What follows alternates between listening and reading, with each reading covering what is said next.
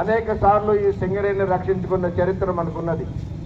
ఈ సింగరేణి బిఎఫ్ఆర్కు పోయినాడు కానీ లేదా సింగరేణిలో మనకి ఆనాడు తెలంగాణ ఉద్యమం, తెలంగాణ ప్రత్యేక రాష్ట్రం కొరకు మనం గద్దరన్న మనం కలిసి ఇక్కడ గోలేడు నుండి బెల్లంపల్లి వరకు కూడా జాతా కార్యక్రమం నిర్వహించి ఆనాడు తెలంగాణ సాధనలో సకల జనుల సమ్మె చేయడానికి 35 రోజులు సమ్మె చేశాం.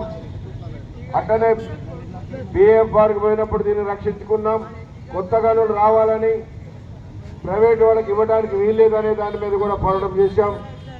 ఈ విధంగా అనేక సార్లు సింగరేణి వ్యాప్తంగా ఉద్యమాలు చేసిన చరిత్ర మన ఏఐటీసీ యూనియన్కు ఉన్నది.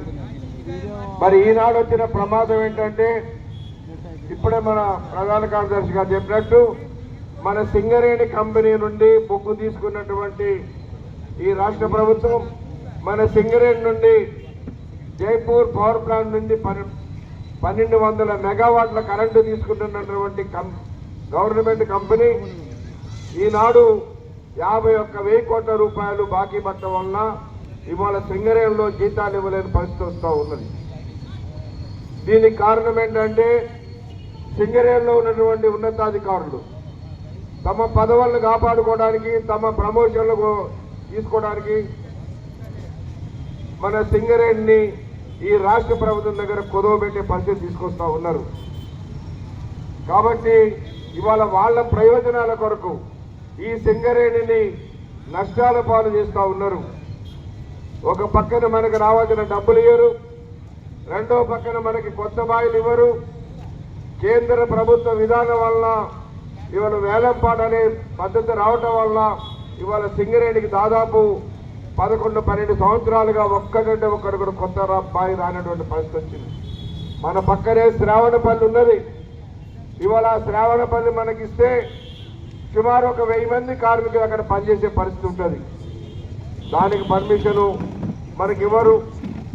అట్లాగే ఇంకా సింగరేణి వ్యాప్తంగా దాదాపు 7-8 మైల్స్కి మనం అప్లై చేసినా కూడా మనకి ఇవ్వటం లేదు. కాబట్టి ఇవాళ ఈ పరిస్థితి వస్తూ ఉన్నది. ఇక రెండో పక్కన సింగరేణిలో అవినీతి తాండవం చేస్తూ ఉన్నది.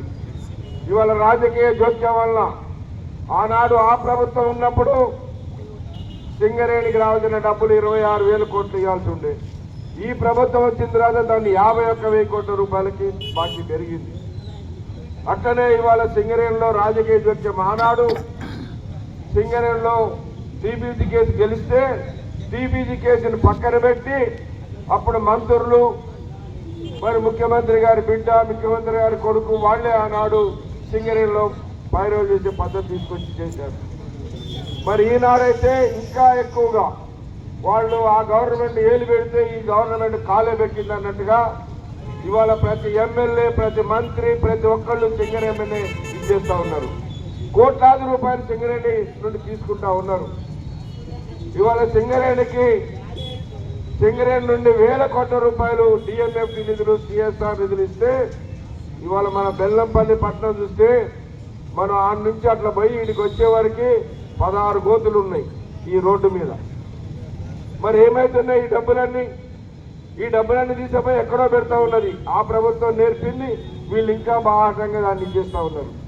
ఆనాడు మనం చెప్పినాం సీసీ కెమెరాలు కొట్టడానికి, లేకపోతే సిద్దిపేటలో ఇంకో దానికి, సిరిసిల్లలో ఇంకో దానికి సింగరేణి డబ్బు వాడిందని చెప్తే ఇవాళ ఏకంగా ముఖ్యమంత్రి ఫుట్బాల్ ఆడటానికి సింగరేణి నుంచి 50 కోట్ల రూపాయలు తీసుకుపోయిన పరిస్థితి వచ్చింది. అంటే ఇవాళ వాళ్ళ ప్రయోజనాల కొరకు, ఈ రాజకీయ పార్టీల ప్రయోజనాల కొరకు సింగరేణి డబ్బుని కోట్లాది రూపాయలు తీసుకుంటా ఉన్నారు.